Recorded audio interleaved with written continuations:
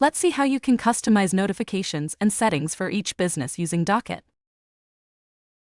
First, go to the business you wish to customize the notification and alert settings for. Then look for the Settings option to the right in the menu label. This will open the business settings page.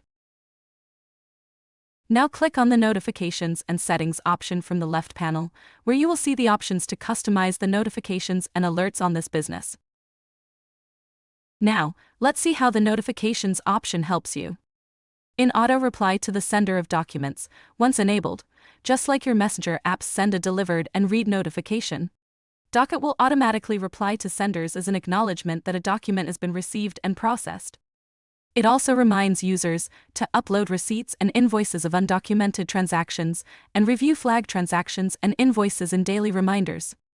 Docyt will send a notification to business owners whenever Docyt checks are issued if the When Docyt checks are issued option is enabled. Docyt also lets you choose from your business team who will receive document request notifications. It can be the business admin or an employee from your team, or choose the All option for everybody.